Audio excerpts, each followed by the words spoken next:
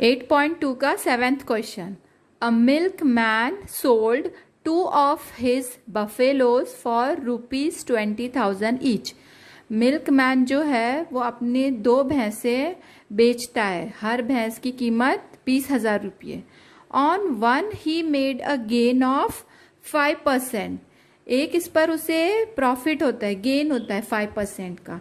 And on the other a loss of 10%.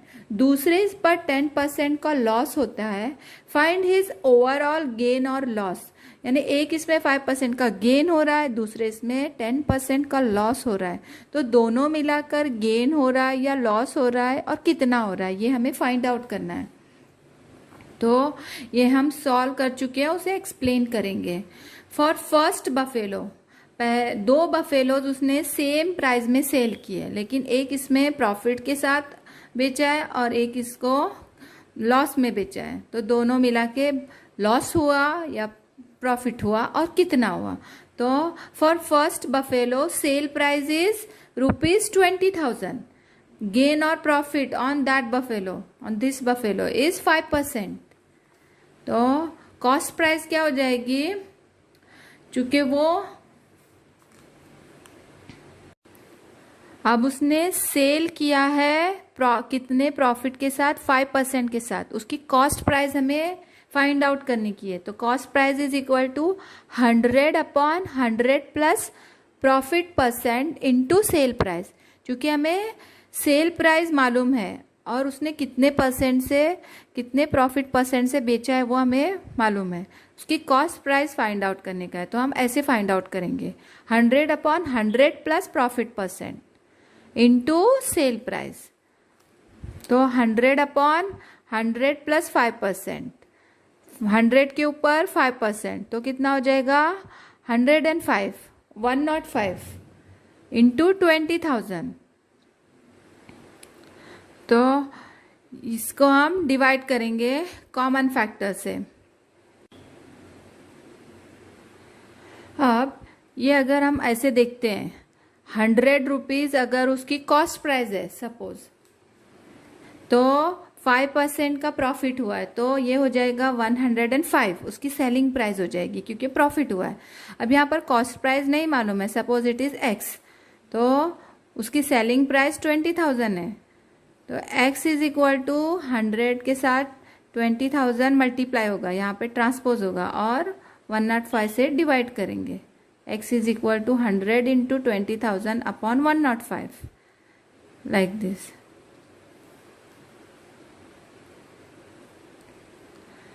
तो 100 और 105 के सक्सेसिव डिवीजन मेथड से कॉमन फैक्टर फाइंड आउट करेंगे.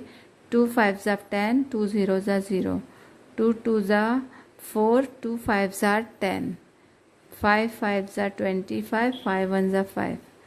Again 5 2s are 10, 5 1s are 5, 3 7s are 21, 7 1s are 7. Only 5 is common here. So 5 2s are 10, 10 2s are 20. So 5 20s are 100 and 5 21s are 105. तो ये हो जाएगा 20/21 into 20,000. तो इसको multiply करेंगे 20 into 20,000 upon 21. For second buffalo selling price is the same, it is ₹20,000 and it is given. Loss is given of 10%. Loss कितना हुआ है 10% का. तो कॉस्ट प्राइस फाइंड आउट करने की है. अगर उसकी कॉस्ट प्राइस 100 रुपीज़ है तो 10% लॉस के हिसाब से वो 90 रुपीज़ सेलिंग प्राइस हो जाएगी. और अभी यहाँ पर 20,000 सेलिंग प्राइस है और कॉस्ट प्राइस हम सपोज करेंगे x है, तो x वेरिएबल हमें फाइंड आउट करने का है. मीन्स कॉस्ट प्राइस यहाँ की फाइंड आउट करने की है जब 20,000 सेलिंग प्राइस हो और 10% का लॉस हो. तो x हो जाएगा, x is equal to means cost price, this one is cost price here and this one is selling price 20,000. तो cost price x is equal to 100 into 20,000. ये यहाँ पे जाके ट्रांसपोज होकर मल्टीप्लाई होगा और 90 से डिवाइड करेंगे क्योंकि 10% के लॉस से यहाँ पर सेल हुआ है। तो 100/90 इंटू 20,000, 0 0 गेट कैंसल। फिर यहाँ पर 100 इंटू 2000, तो unit, tens, 100,000, 10,000 and lakh, means 2 lakh upon 9। तो ओवरऑल सेलिंग प्राइस क्या हो जाएगी, ₹2 इंटू 20,000, क्योंकि 2 buffaloes are there, therefore it is 2 into 20,000। तो सेलिंग प्राइस टोटल कितनी हो गई, 40,000।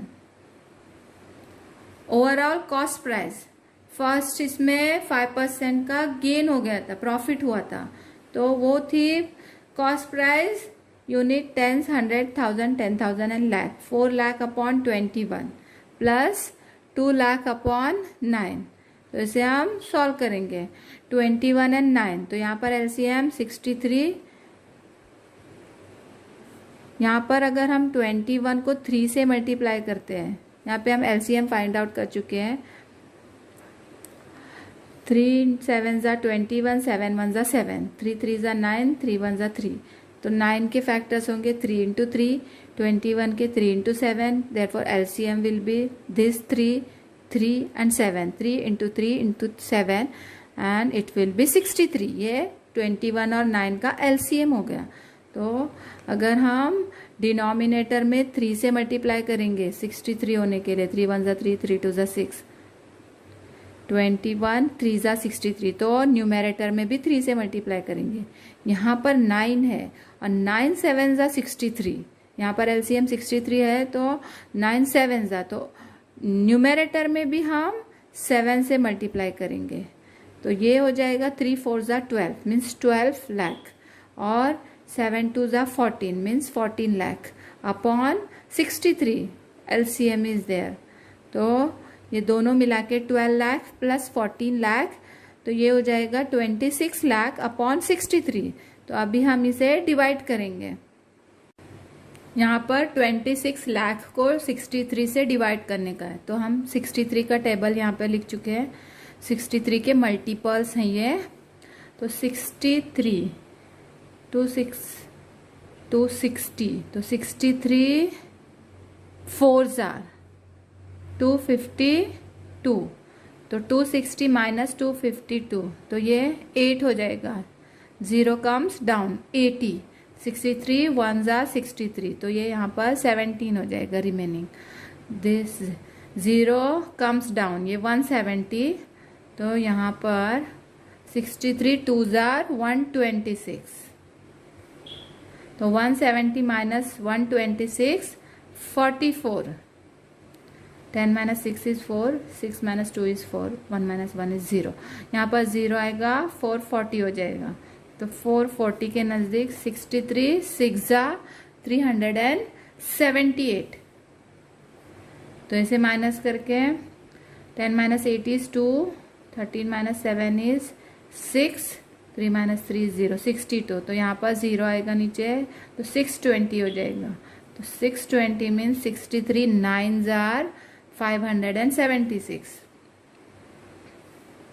यहाँ पे 620 माइनस 576, तो 44 आएगा। फिर पॉइंट लगाएंगे, डेसिमल पॉइंट, तो यहाँ पर 0 ऐड होगा, तो 440 अगेन, तो 63 6 ज़ार 378, तो 62 रिमेनिंग, 0 कम्स डाउन, अगेन 63 9 ज़ा 576, तो 44, तो यहाँ पर हो जाएगी